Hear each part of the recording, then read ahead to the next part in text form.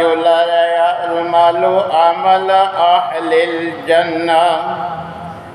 فيما يبدو للناس وهو من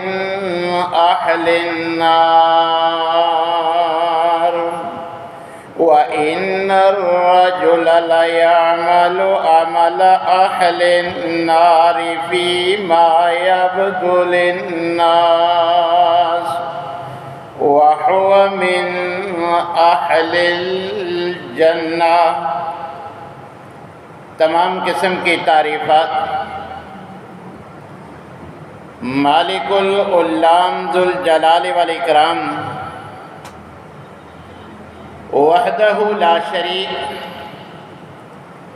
مالک کائنات اور خالق ارض و سما کے لیے لاکھوں کروڑوں درود و سلام اس ہستی اقدس و مقدس کے اوپر جن کا نام نامی اسم گرامی جناب محمد الرسول اللہ صلی اللہ علیہ وآلہ وسلم ہے۔ سامعین محترم، خوشی اور غم یہ زندگی کا لازمی حصہ ہے، اور یہ بات بھی حقیقت ہے کہ آزمائش ہر انسان پر آتی ہے۔ اللہ تبارک و تعالی اپنے بندوں میں سے ہر بندے کو آزماتے ہیں، خواہ وہ نیک ہو، اچھے اعمال کرنے والا ہو، اگرچہ وہ برا ہو، برے اعمال کرنے والا۔ یہی وجہ ہے کہ آزمائشیں انبیاء اور رسل پر بھی آئیں۔ ہر انسان کسی نہ کسی اللہ کی طرف سے آزمائش کے ساتھ آزمایا جاتا ہے۔ تو جب کسی انسان پہ کوئی آزمائش آئے، کوئی ایسی مشکل پیش آ جائے، تو ہمارا دین ہماری رہنمائی کرتا ہے کہ کتنے بھی کٹھن سے کٹھن اور مشکل سے مشکل حالات کا تمہیں سامنا کرنا پڑے، مگر یاد رکھو لا تقنطوا من رحمت اللہ۔ زندگی کے کسی مشکل سے مشکل موڑ پر، کٹھن سے کٹھن مرحلے پر بھی کبھی کسی مومن کو یہ اجازت نہیں کہ وہ اللہ کی رحمت سے نا امید ہو جائے۔ اسی لیے شرعی لحاظ سے مایوس ہونا اسے حرام قرار دیا گیا ہے، اور کفار کا اور گمراہ لوگوں کا یہ طرز عمل اللہ نے بیان فرمایا ہے کہ جو کافر ہوتے ہیں یا جو گمراہ ہوتے ہیں وہ مایوس ہوتے ہیں، مومن کبھی مایوس نہیں ہوتا۔ جب اسے تمام راستے بند نظر آتے ہیں، ہر سہارے سے وہ سمجھتا ہے میں بے سہارا ہو چکا ہوں، اس وقت بھی مومن اللہ پہ امید رکھتا ہے، اسے اللہ سے بہتری کی امید ہوتی ہے، وہ اللہ کے ساتھ اپنا تعلق مضبوط کرتا ہے۔ جبکہ جو گمراہ اور کافر ہوتے ہیں ان کے بارے میں اللہ تبارک و تعالیٰ فرماتے ہیں، سورہ یوسف کے الفاظ ہیں، اللہ تبارک و تعالیٰ فرماتا ہے اِنَّهُ لَا يَيْأَسُ مِن رَوْحِ اللَّهِ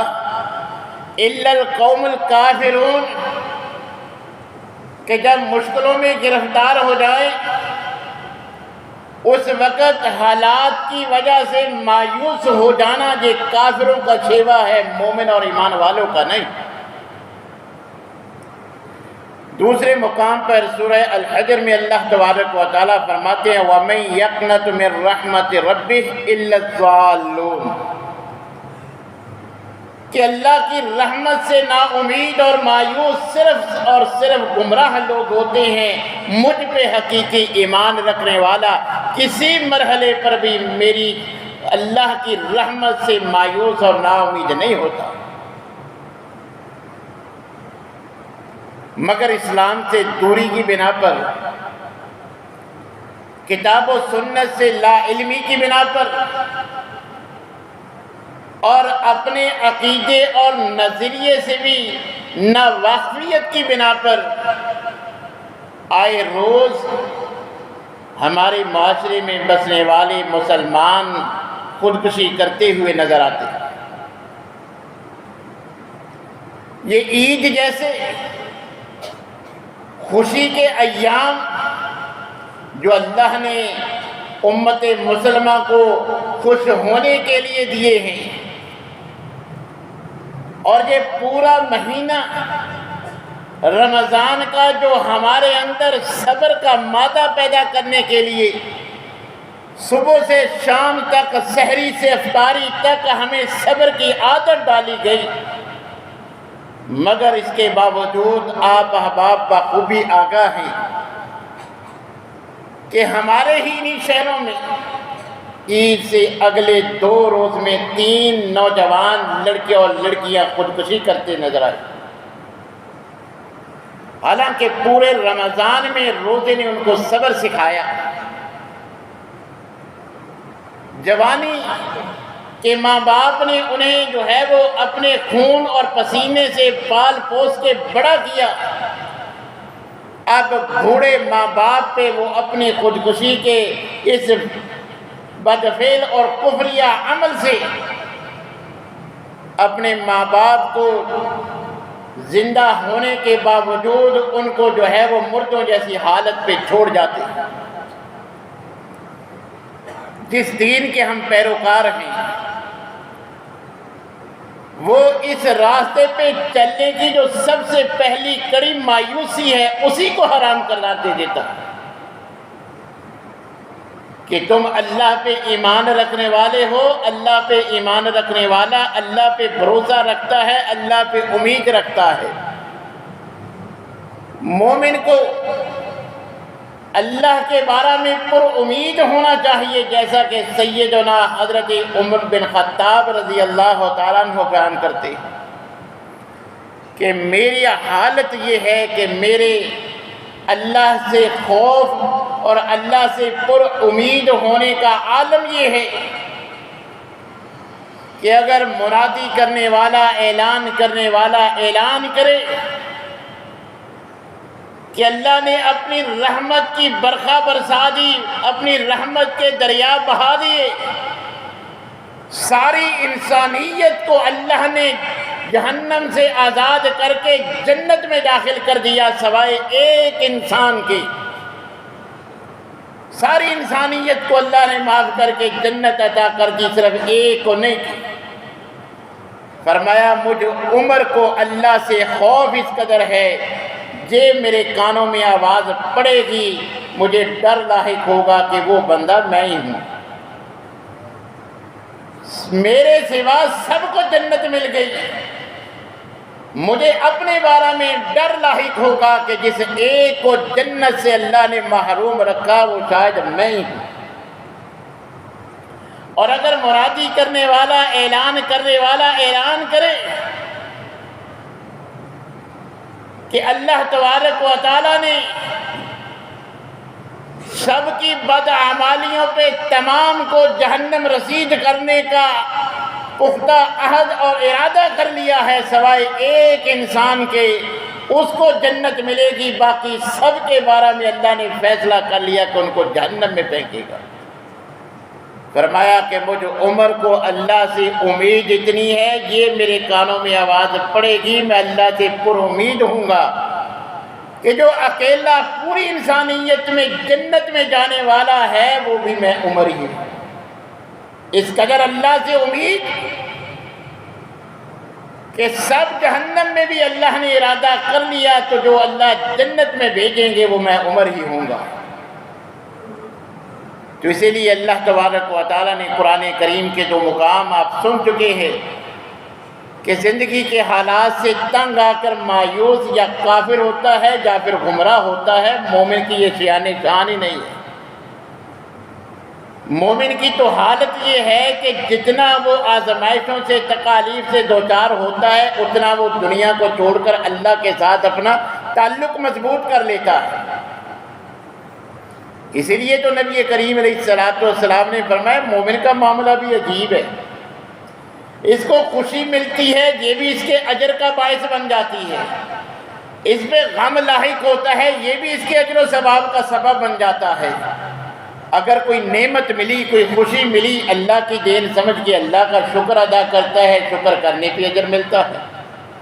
اگر کوئی مصیبت کسی غم سے دوچار ہوتا ہے پھر بھی اس پہ صبر کرتا ہے، اللہ کو صبر پسند ہے، اللہ صبر کا اس کو اجر دیتا ہے۔ یعنی مومن کسی حالت میں بھی اجر سے محروم نہیں رہتا، خوشی میں بھی شکر کر کے اجر کما لیتا ہے اور غمی میں صبر کر کے اجر کما لیتا ہے۔ تو اللہ تبارک و تعالی اسی بات کا ذکر فرما رہے ہیں کہ وَبَشِّرِ الصَّابِرِينَ،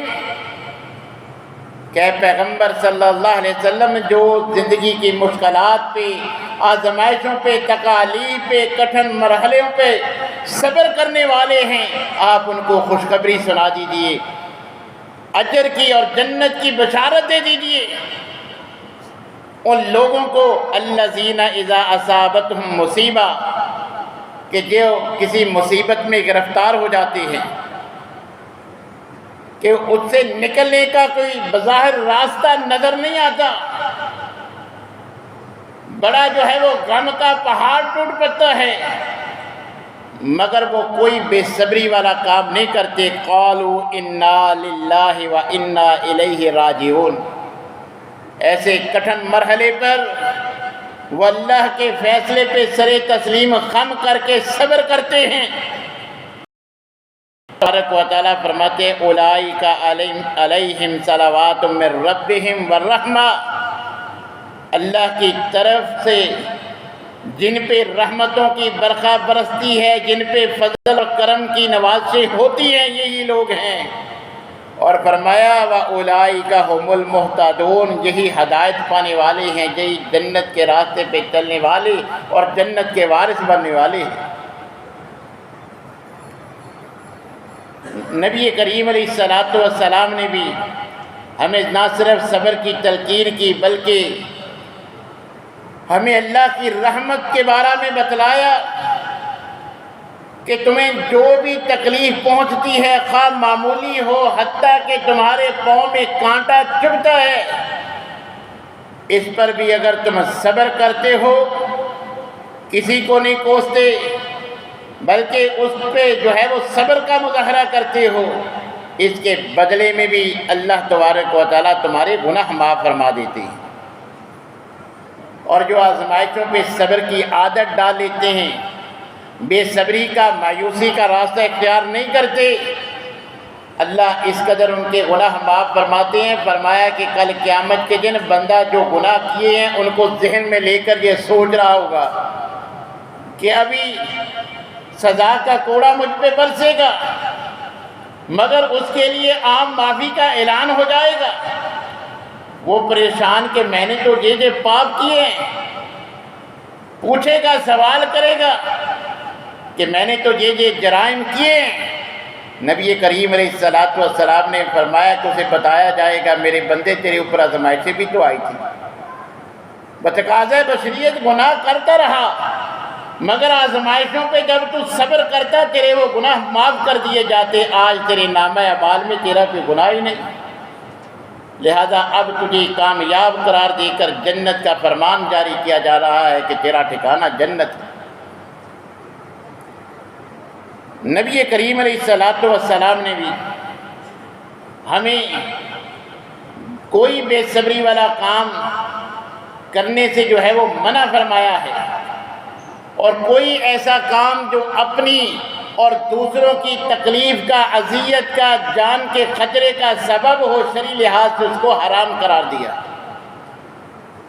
اللہ تبارک و تعالیٰ فرماتے ہیں وَلَا تُلْقُوا بِأَيْدِيكُمْ إِلَى التَّهْلُكَةِ، سورہ بقرہ کے الفاظ ہیں کہ کسی ایسے کام کے لیے کہ جس میں تمہاری جان کو خطرہ لاحق ہو،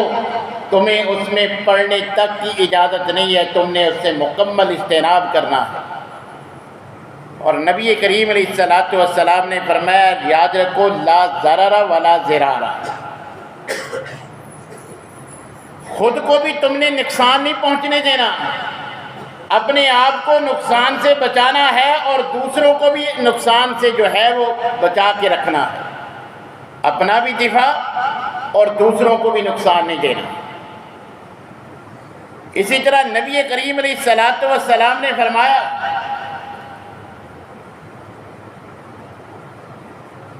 کہ جو انسان بے صبری کا مظاہرہ کرتا ہے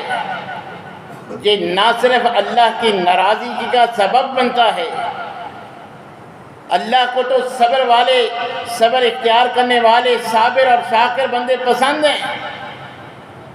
اسی لیے تو اللہ نے ہر سال پورا مہینہ رمضان کا ہمارے اندر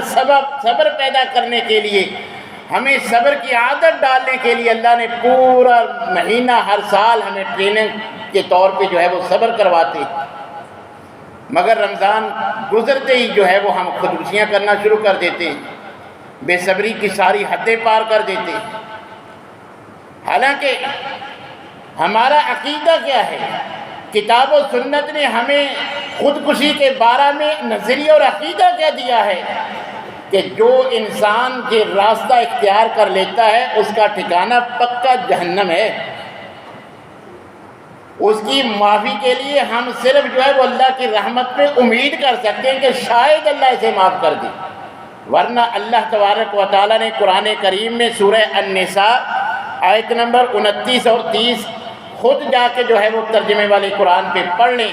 اللہ تبارک و تعالیٰ کیا فرماتے ہیں؟ وَلَا تَقْتُلُوا أَنفُسَكُمْ إِنَّ اللَّهَ كَانَ بِكُمْ رَحِيمًا، کہ اپنی جان کو از خود ختم نہ کرو، اپنے آپ کو قتل نہ کرو، کیونکہ اللہ تو رحم کرنے والا ہے،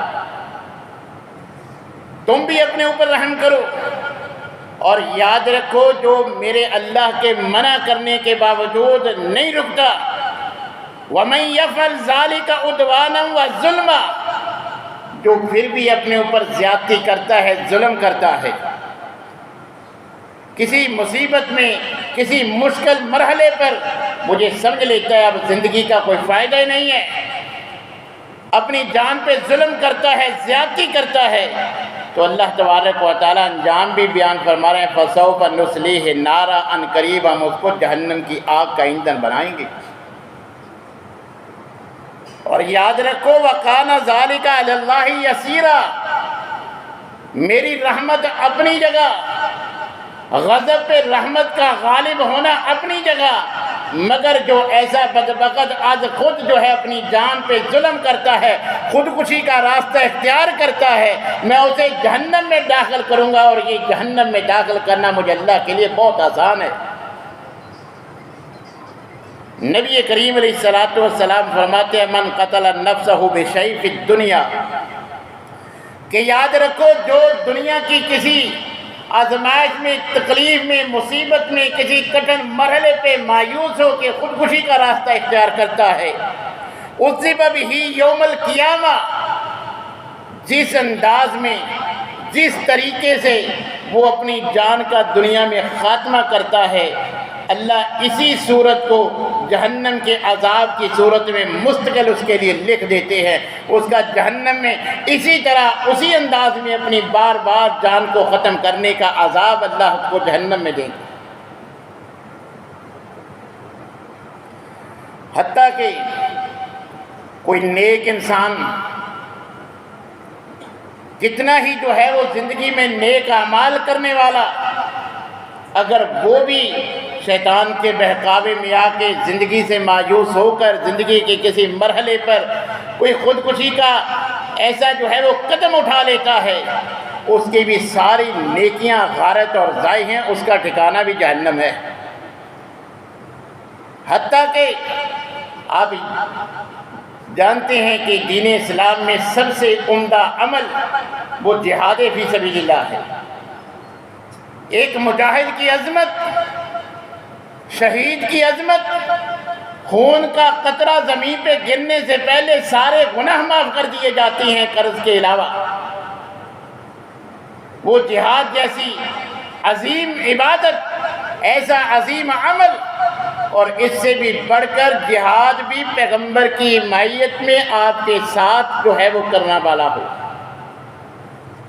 کہ مسلمان پیغمبر کے ساتھ مل کر غزوے میں شریک ہو اور ایسی جرأت اور بہادری کے ساتھ دشمنوں کے چھکے چھڑائے کہ بعد میں مسلمان آپس میں اس کی بہادری پہ اس کی تعریفیں کریں کہ آج تو اس نے جو ہے وہ کافروں کے چھکے چھڑا دیے، بڑے کمال جرأت اور بہادری کا جو ہے وہ ہمارے ساتھی نے مظاہرہ کیا ہے، آج اس نے تو اپنے لیے جنت پکی کر لی ہے۔ جب نبی کریم علیہ الصلوۃ والسلام نے ان کے یہ تاثرات سنے نا، فرمایا اما انہ من اہل النار، تمہارے یہ تبصرے جب اللہ نے سنے تو اللہ نے مجھے خبر دے دی کہ تمہارا جو اس کے بارے میں ذہن ہے وہ درست نہیں ہے۔ تو ایک صحابی وہ ذہن میں یہ بات بٹھا لیتے ہیں کہ اب اس نے جو بظاہر کام کیا یہ تو واقعتاً جنت اس پر پکی تھی، مگر یہ نبی کریم علیہ الصلوۃ والسلام نے جو اللہ کی طرف سے وحی کی بنا پر بات بتلائی ہے، دل اس کو ماننے کے لیے تیار نہیں، لہذا میں آج اس پہ پہرا دوں گا کہ ایسا عمل کرتا کیا ہے کہ ہم سب سے زیادہ جرأت و بہادری کے ساتھ جہاد کرنے والا وہ اس کی پیروی کرتا ہے، پیچھے رہتا ہے، تو اس کا انجام کیا دیکھتا ہے کہ زخموں سے چور، زخموں کی تکلیف برداشت نہ کر سکا، اپنی تلوار کو زمین پہ جو ہے وہ کھڑی کر کے تلوار کی نوک پہ سینہ رکھ کے پورا وزن ڈال دیتا ہے، اس طرح اپنی زندگی کا خاتمہ کر لیتا۔ بھاگ کر پیغمبر کے پاس آئی اور فرمایا میں گواہی دیتا ہوں کہ اللہ کے سچے رسول ہیں۔ پوچھا کہ وجہ کیا؟ آپ نے وہ اس آدمی کے بارے میں بتلایا تھا، میں نے اسی وقت یہ ذہن بنا لیا تھا کہ وہ عمل دیکھوں گا کہ یہ کرتا کیا ہے، اس سے کیا فعل سرزد ہوگا، تو میں نے یہ کام کرتے ہوئے اپنی آنکھوں سے اس کو دیکھ لیا ہے۔ تو اس وقت نبی کریم علیہ الصلوۃ والسلام نے فرمایا ان الرجل لیعمل عمل اہل الجنہ فیما یبدو للناس وہو من اہل النار، کہ ایک انسان جنتیوں والے کام کرتا ہے مگر آخری لمحات میں کوئی ایسا عمل اس سے سرزد ہو جاتا ہے کہ وہ جہنم رسید ہو جاتا ہے، اور کوئی گناہوں کی دلدل میں پھنس کے زندگی گزارتا ہے، آخر میں توبہ نصیب ہو جاتی ہے، توبہ تائب ہو جاتا ہے کہ وہ بظاہر لوگوں کو یہی معلوم ہوتا تھا کہ اس کو اللہ معاف نہیں کرتا، اس کے ایسے ایسے پاپ ہیں، مگر اس سے بھی جیسے کفل کا واقعہ بھی آپ نے سنا ہوگا، تو نبی کریم علیہ الصلوۃ والسلام نے فرمایا جس کو لوگ جہنمی سمجھتے تھے اس کو جو ہے وہ اللہ تعالیٰ اس کے آخری کسی عمل کی بنا پر جنت میں داخلہ نصیب فرما دیتے۔ تو میرے بھائیو، آج ہماری جو اسلام کی لیول، جو ہماری جو ہے وہ اعمال کی حالت آپ کے سامنے، کہ ہم تو بے نماز، یہ ہمارے خودکشی کرنے والے، یہ ان لوگوں کے تو جو ہے وہ جوتے برابر نہیں ہیں۔ پہلے لوگوں کا واقعہ بیان کرتے ہوئے نبی صلی اللہ علیہ وسلم نے فرمایا کہ ایک شخص جس کو جو ہے وہ زخم لاحق تھا، وہ اس کی تکلیف برداشت نہ کر سکا، حتیٰ کہ اس نے اس تکلیف سے ازالے کی یہ صورت سمجھی کہ ہاتھ پہ زخم ہے، بڑی اذیت دیتا ہے، ہاتھ کاٹ دوں گا تو اس اذیت سے جو ہے وہ چھٹکارا مل جائے گا۔ اس نے چھری پکڑی، اپنا ہاتھ کاٹ دیا، خون بہا، اس کی موت کا سبب بنا۔ فرمایا اللہ تبارک و تعالیٰ نے اس کے بارے میں فیصلہ کیا فرمایا؟ صحیح بخاری کے الفاظ ہیں کہ اللہ تبارک و تعالیٰ نے فرمایا بادرانی عبدی بالنفسی حرمت علیہ الجنہ، کہ میرے بندے نے اپنی جان کے بارے میں جلد بازی کی ہے، میں نے اس فعل کی بنا پر جنت حرام کر دی ہے۔ تو میرے بھائیوں، کتنا بھی کٹھن سے کٹھن مرحلہ ہو جائے، مشکل سے مشکل حالات آ جائیں، ہمارا دین ہمیں مایوس ہونے سے بھی منع کرتا ہے کہ مایوس ہونا کافروں کا کام ہے، گمراہ لوگوں کا کام ہے، مومن مسلمان کی شان ہی نہیں ہے۔ اور ایسے مرحلے پر پھر خودکشی کا ارتکاب کرنا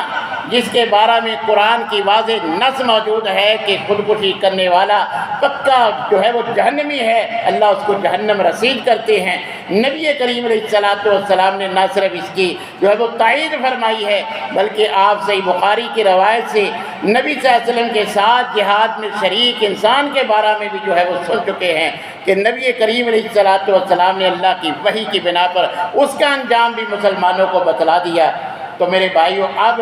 ہمیں اپنے گریبانوں میں جھانکنا چاہیے کہ جب ہمارا دین ہمیں اس کی اجازت نہیں دیتا تو ہم دنیاوی مشکل سے جان چھڑانے کے لیے اس قسم کا جو ہے وہ اگر حربہ استعمال کرتے ہیں تو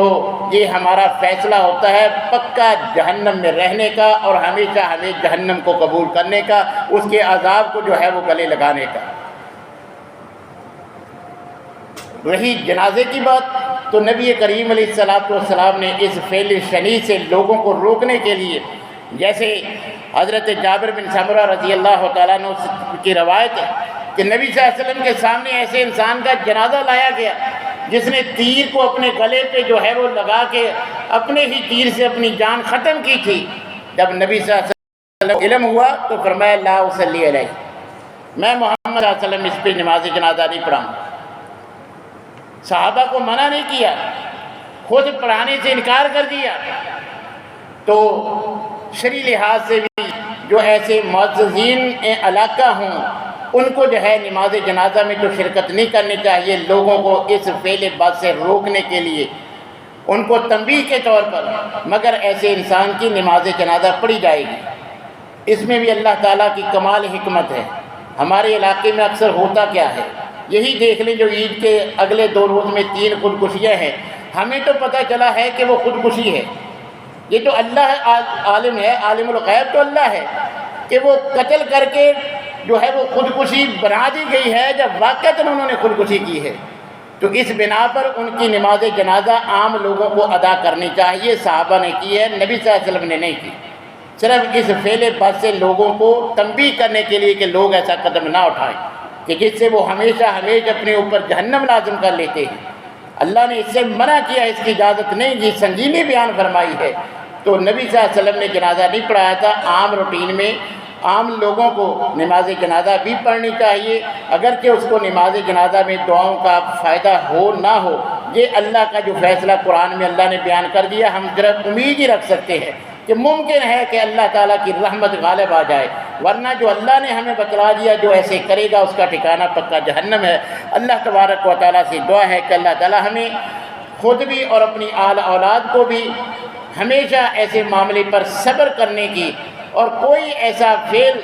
جو ہمارے لیے جہنم کا سبب بنے ایسے قدم اٹھانے سے اللہ تعالیٰ ہمیں اپنی پناہ میں رکھے۔ اللہ تبارک و تعالیٰ ہمیں مرتے وقت اسلام کی حالت میں اور کلمہ طیبہ کے آخری جو ہے وہ الفاظ کے ساتھ اس دنیا سے رخصت کرے۔ وآخر دعوانا الحمد للہ رب